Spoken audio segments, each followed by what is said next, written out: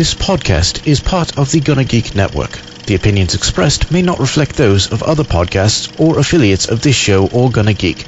Check out other geeky podcasts at gonnageek.com. Get ready because geekiness commences in 3, 2, 1.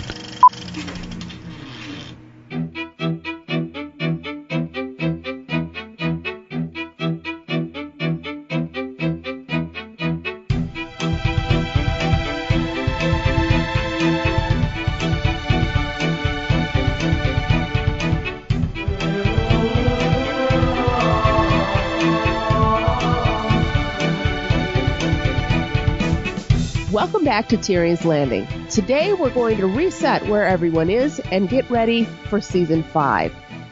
Is it April yet? Nikkie's run out of time machines. Doggone it. My name is Jeannie. I'm Rachel. And I'm Nikki. I do have a time machine. First up, we're going to go through some headlines and fun links. Yay! First up, we have all you gamers out there probably already know about Telltale Games and their Game of Thrones game. Episode 2 for Season 1 was released in February. Episode 3 should be released any time now because they intend to continue releasing episodes 4 to 8 weeks apart. They have titled Episode 3 Sword in the Darkness. And they expect 6 episodes in the game's first season. Oh my gosh. Yeah, and it's across multi-platforms, including PlayStation 3 and 4, Xbox, PC, all of it. Impressive. I believe our friend Lauren is playing it, actually. Oh, so we can ask her how it is before we spend our money. I guess the February release episode was a little rocky, but the first episode was supposed to be really good. I don't know. Next up, you want to go see a Game of Thrones burlesque show? Okay. They're doing one in Chicago. And oh my god, that's where we're going. And they're calling it Game of Thongs. Oh my. And I'm just going to read you the description, and you can take it from there. Trouble is brewing in the busty kingdom of Westeros when the honorable Lord Ned Stark naked is called to the capital to help his king defend the glitter throne from a sexy threat to the east. He enters a world of scandalous intrigue. Join Ned as he encounters as many of your favorite characters as we could conceivably fit into an hour-long show, his incestuous twins, an irresistible horse lord, the only bastard hot enough to melt the ice at the wall, and, of course, dancing direwolves. Ned soon learns there's only one way to survive in Westeros. When you play the Game of Thongs, you strip or you die. Oh, my. Jeannie, we must go. Just to see the parody. I'm so excited. And it's only $28. Oh, moving on. Oh my. Are either of you fans of Bob's Burgers? Mostly just Tina, because that's all I see. Okay. On Tumblr. Well, March 1st episode had a sequence where they did a parody of Game of Thrones. Oh my. It included cat dragons. Wait, what? Cat dragons. They jumped on that bandwagon, and the segment was Game of Thrones and cat lady humor. Oh God. Okay, after being taken by their Aunt Gail to see Yarnival, it's Cirque du Soleil, but with cats. The Belcher children come up with their best concept yet, Gale of Thrones, complete with cat dragons. Oh God. You need to watch this segment. It is just as crazy as it sounds. I'm frightened. I think that's worse than the Game of Thongs. No. Really? Yeah, really. Game of Thongs sounds like fun. It really does. Trust me, it was fun. I watched it. What did you find, Nikki? Let me go back. Oh. So on Vanity Fair, of all places, they start talking about how new Game of Thrones theory has Sansa Stark becoming a bona fide badass. My favorite part is basically about how she may be marrying Ramsay Bolton. Yeah, Bolton. So that she can take revenge against him. And then, in addition to that, she, Arya, and who else? Oh, I don't remember who else. But basically, they're going to start serving up some Freys and some of the Boltons in Sweeney Todd-esque meat pies. That would be amazing. No. Okay. What? Sansa married to Ramsay Bolton? Are you kidding me? That was just a theory. No. I Oh, know good they're Lord, not no. going to do it. But, I mean, to think that she starts cooking some Boltons and some Freys into meat pies. It's bad enough that we went from a removal of a penis to a sausage scene. That was On slightly funny. purpose. It was on purpose, too. Yeah, I don't think so. Ugh, he flays people alive. Ew. Well, that's why he's the bastard. Well, Ugh. yeah, I just don't see how. I mean, Sansa is calculating, but she's not up to that level yet. But Littlefinger is. Okay. I don't see it. But okay. The other thing that I found, both in the UK and in the US, basically Game of Thrones has become the fastest selling box set in the UK for over a decade.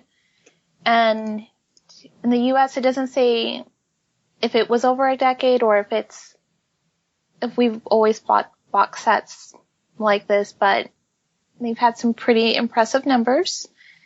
For instance, in the UK, they did 157,000 in their first week. Whoa. Compared to, in 2004, Little Britain did 224,000. Wow. And so in the US, Game of Thrones was number one. Yay! But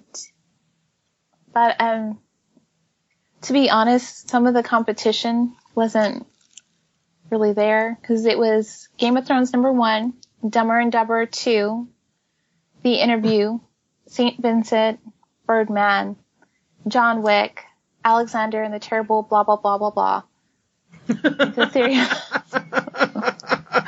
The theory of everything, 101 Dalmatians, and Fury. So, I mean, some of that's really Dumber and Dumber. I don't consider that competition. And the last thing that I found, I'll post it on Facebook later, but Michael Sam is an NFL player. He's actually one of the first openly gay people to be ever selected in the draft. So, TMZ likes to follow people around. So one of their cameramen was basically following him around trying to get details about his wedding in Italy. And he's like, what? Where am I going to get married in Italy? No, we're going to, and he pronounces it Westeros, not Westeros. He pronounces it Westeros. Mm-hmm. And the cameraman just sounds so confused. He's like, where's Westeros? He's like, where the Iron Throne is. And then at one point he tells him, he's like, man, Daenerys better get her ass over there soon. And he's like, the camera's like, what? To Westeros. He's like, okay, so whatever, when are you getting married? He's like, I think April 12th or the 16th. I'm pretty sure. And then he asks, is Oprah invited? He's like, no. but Tyrion and Tywin are And so he's like, okay, so where are you registered? And he's like, at King's Landing. He's like, where's King's Landing? In Westeros. And he's like, all right. And then he like has all these. Stand, dude. And then at the end of the video, he's like, I'm not understanding anything you're saying. And so Michael Sam's like, well, maybe you're just not familiar with our gay terminology. And he said it with so much sass. Like, and he was serious. Like, yeah. It's like, it better not be at the red wedding. I would hate if it would be at the red wedding. Well played, Michael Sam. Well played. And apparently I don't know if it's just the fact that TMZ cameraman, I'm like, you can't truly be that dumb. Like, where's Westeros? It sounds Greek. Bullshit. We all know what Westeros is. That's funny. Funniest thing of my day. But Rachel, you have some crazy and yet not so crazy theories. Yeah, one of the articles that I found was on Huffington Post. They brought up some of the theories, and they said some of them were crazy and some of them are not. But some of them are ones that we've already heard, of course. You know, the R plus L equals J. Right. But some of the theories that they bring up that have been discussed out there on social media is, number one, Robb Stark is alive. What? And various fan message boards are hosting these discussions. And according to them, there is actually evidence that he warged into a direwolf. And then into his direwolf, rather, and then later into another animal when the wolf was killed. No. But I think there's just chickens running around when that wolf was killed. So how is he supposed to get to it? You know what? Never mind. Yeah. He's clearly going to peck their eyes out with his chicken beak. If you want to follow these down the rabbit hole, there are links on the article itself. But number two is that the true identity of Jon Snow's parents is not R plus L equals J. Lies. And their supporting evidence for this is that, according to George R.R. Martin, no one in the books is wholly good or wholly evil. So, of course, Eddard Stark could have cheated on Catelyn. Number three is that Jon Snow will become a White Walker. What? And that will be... Oh, I can see that one. Ice. Aww. Number four is that Jaime and Cersei are actually Targaryens. Oh, I've heard that before. Yeah. Really? Yeah. We'll talk about it later. Number five is that Syrio Forel... Oh, we miss Syrio. Is actually Jaqen H'ghar. What? That he is the former First Sword of Braavos, is actually one of the Faceless Men. And that when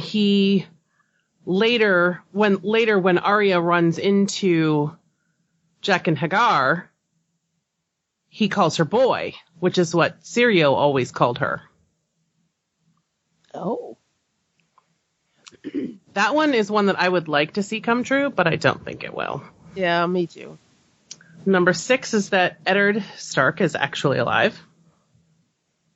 And I'm not sure how that happens. I'm not sure how Robb and Ned could still be alive without their head. Wait. It says, what if it wasn't Eddard who was killed that day? If Forel, for however you say his name, was in fact a faceless man, he could have changed his appearance and taken Stark's place. But then he can't be Oh, that's ridiculous. And number 7 is that Hodor has a secret meaning that could change everything. Well, everybody wants to think that. Hodor. Hodor. The evidence for this is that Hodor's name was inspired by the Norse god Hod, and that the character had a connection to darkness and winter. So, yeah, not very strong evidence on that one, but... So Huffington Post found the crazy. Yes, So there's a gif of Joffrey getting slapped by Tyrion. And here, over and over again. I think that goes for every single one of these theories. Yeah. The second thing I found is that HBO is teaming up with Running Press to release a book called Game of Thrones in Memoriam. And it's a small book, and it's an ode to all the memorable characters that we've lost. Aww. Okay. And apparently one of the characters who takes center stage in the book is Beric Dondarrion. Wait, what? Because he's killed off several times and resurrected each time, so he gets separate page for each of his deaths. And even the Stark direwolves get their own page. Aww. But yeah, I'd like to find that one. Apparently it's a small book. It's a little 6.5 inch by 6.5 inch book. And it's chronologically arranged for each of the character deaths throughout the series so far. And then the last thing I found is if you're in the Vancouver area, there is a bar in Gastown, or I guess it's a restaurant and bar, called Bambuda. And they are hosting a themed pop-up cocktail bar on March 10th, 7 p.m., called Winter is Coming. And a visiting bartender named Matt Grippo, who's the head bartender at San Francisco's Blackbird Bar, is hosting. And he's created lots of Game of Thrones inspired drinks, one of which is the Milk of the Poppy, Ooh. which they describe as soothing and sultry. The Mad King, a flaming drink called Mother of Dragons, and a dangerously delicious Red Wedding. Lies. That thing will kill you. And, cocktails are apparently $11 a piece or 3 for $30. And along with the cocktails, Chef Curtis will be serving an all men must dine snack menu. Nice. And they're doing a costume contest for fans who don their best Game of Thrones costumes can win prizes, including the Duke Bourbon and gift certificates to the restaurant. Fun. I kind of wish I was going to be in Vancouver. So, anyone want to take a road trip?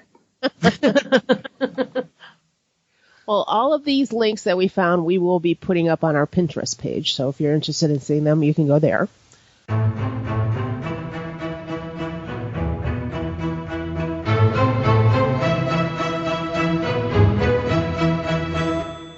Let's see who's back and who is on the sidelines.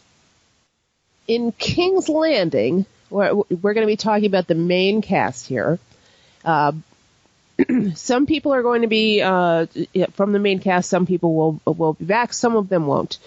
In King's Landing, Cersei's back, Jaime's back, Bronn and Marjorie. In Slaver's Bay or Meereen, Daenerys, Missandei, Jorah, and Dario. He's still there? Huh? Damn. I don't know where he's at. I just figured that's the easiest place to put him. Because that's the last place we saw him.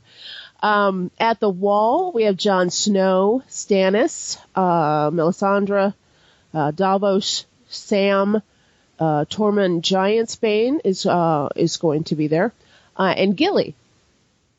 Oh yeah, Yeah. Forgot about her. The North and in the North in the Riverlands, Sansa, who's if you'll recall correctly, Littlefinger has renamed Elaine Littlefinger, of course. Theon, a.k.a. Reek, Ramsay Bolton. At sea, Tyrion, Varys, and Arya. And not returning just for this season only, at least so far, are Bran, Mira, Osha, and Hodor. We will not see anything. Basically, we're at the end of their storyline until season 6. So, what is his name? Robin? The little suckling boy? Well, like I said, these are main cast members. Robin's not a main cast member, but he is back. I believe he is going to be back. So is Olenna. Lady Olenna is going to be back as well. But those are guest stars. They're not main cast. Olenna is my spirit animal. I love her. That's not quite how that works, but okay. It is. So we thought that a good place to go with this is where did we leave off, because it gets confusing, clearly. So in King's Landing, if you'll remember correctly, Cersei left Qyburn with the Mountain, who's doing some weird thing, like some weird kind of blood transfusion to save him from the manticore poison. Ew. To save him. Yeah. Quotation marks. Yeah. Cersei has sworn to Tywin that he will not control Tommen, and he also revealed her incestuous secret to be true. Jaime freed Tyrion, who in turn killed Tywin and Shay. And Varys has smuggled him out of King's Landing and onto a ship. And Marjorie is set to marry Tommen now. She's going to go for the third king. Well, third one is a charm. Yeah, people are going to start calling her a Black Widow. Only if Olenna keeps poisoning them. Yeah, I was going to say, it's not necessarily her that's the problem. It's the people around her. Yeah. Moving on, at the Wall and beyond, people who, Stannis, Davos, and Melisandre appeared very dramatically, captured the wild lanes, and Jon has said goodbye to Ygritte, burned her body. Gilly and the baby are reunited with Sam in Castle Black. Bran, Hodor, and Mira, as I mentioned before, are inside the Heart Tree. If you remember, the children ended with what appears to be a little girl leading them to an old man who says he is the three-eyed raven and claims he's been watching them. He also says Bran will not walk, but he will fly. Reaper. In the north, Brienne and Pod can't find Arya after she fights the Hound. Actually, that was in the Riverlands. So they can't find Arya after she fights the Hound, after abandoning the Hound to die. Arya booked passage to wherever her coin from Jaqen will take her.